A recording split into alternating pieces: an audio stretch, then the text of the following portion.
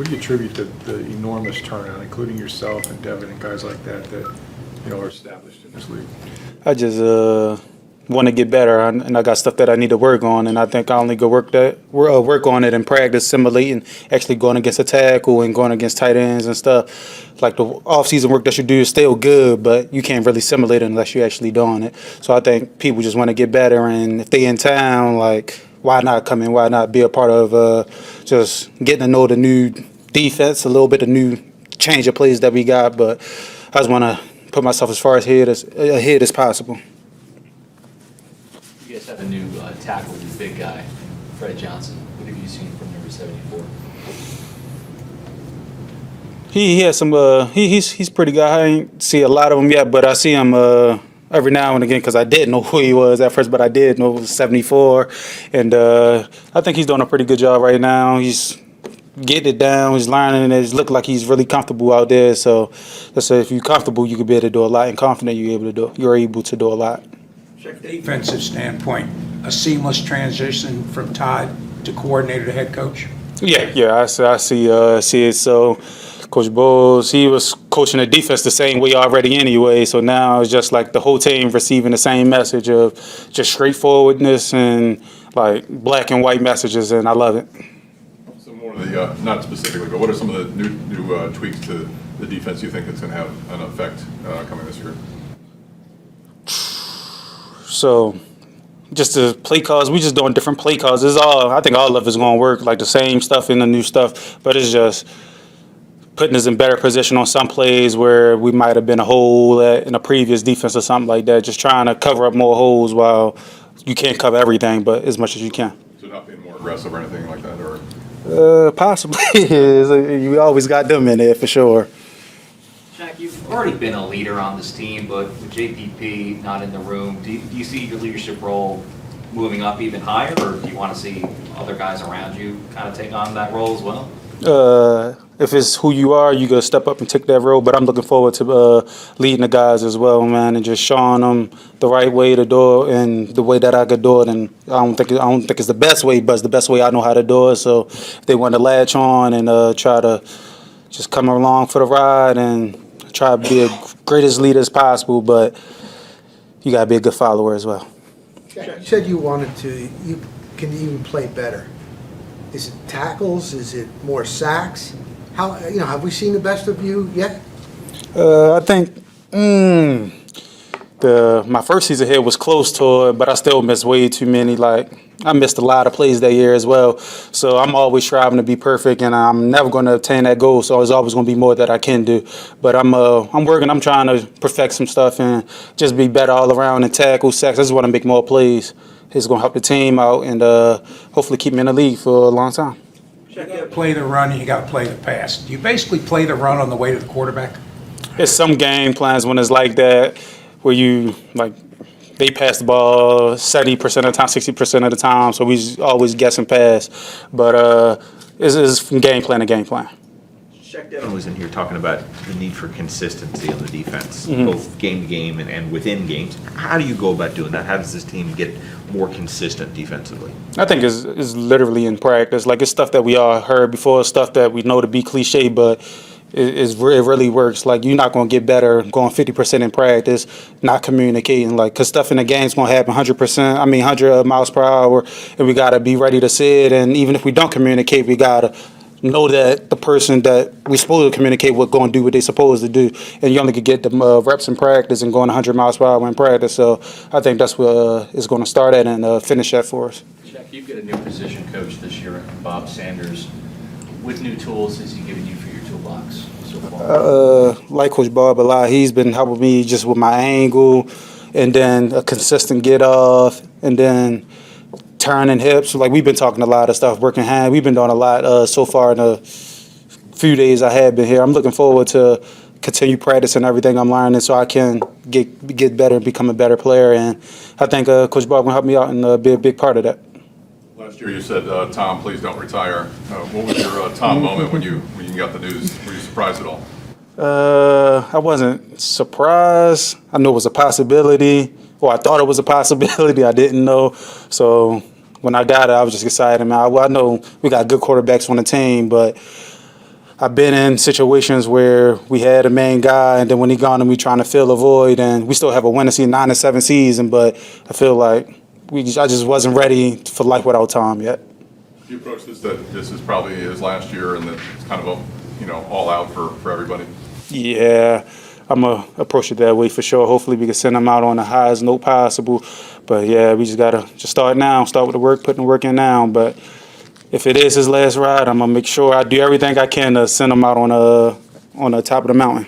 Shaq, you guys have lost 7 straight in the regular season to New Orleans and the last 3 games to the Rams. What is it about those 2 teams that have prevented you guys from getting a W?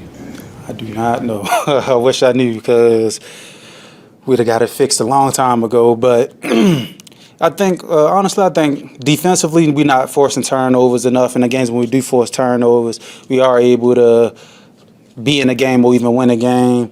And the Rams, it might just be sacks, honestly. I'll take all of it because we don't get sacks really in none of them 2 games when we play none of them teams, really. So we're able to get more pressure on the quarterback. I think we'll be able to force turnovers, force fumbles, and we'll be able to come out on top. Jack, when you look at the defense over the last 2 years, I mean, last year there was injuries across the board at all phases and all units of the defense.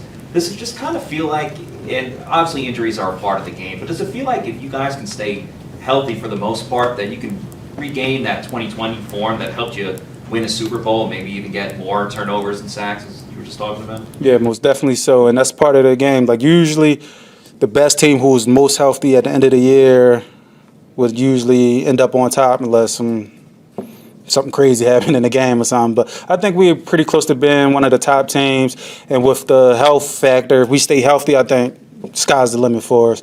The injuries hurt for sure last year, but we still had guys stepping in ready to step up for us. But like, it's hard to replace some production out there or all the production from everybody that's injured. So we miss them guys for sure.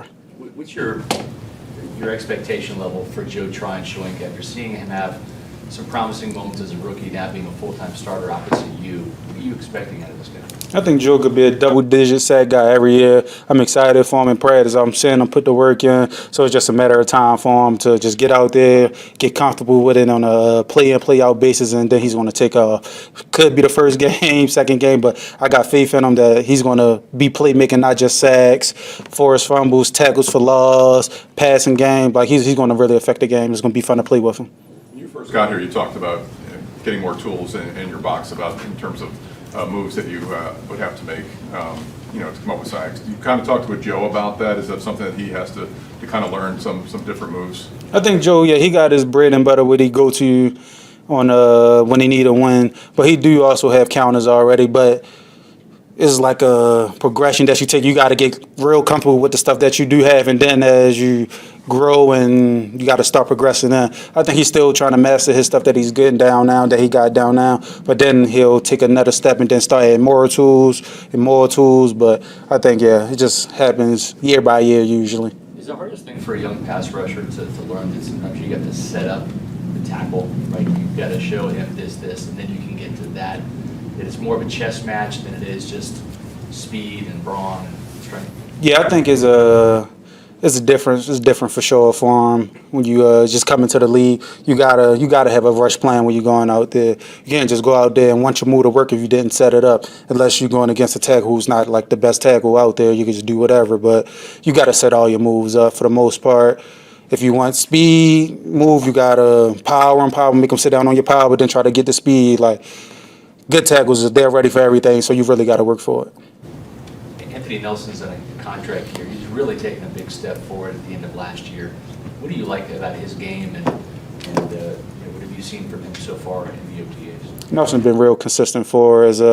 I just think it was lack of reps that you couldn't see his production for us, and now when he was able to get more reps, you saw how much he was affecting the games for us. So I think he's still going to take another leap this year. I think he's ready to potentially be a starter here or somewhere else, and I think he's going to take that step and show everybody this year. And I got 100% faith. I got 100% confidence in Nelson that he's going to get the job done. He's consistent with the get off, his moves. He technical with his moves. So I think we're going to have a real good outside linebacker room this year.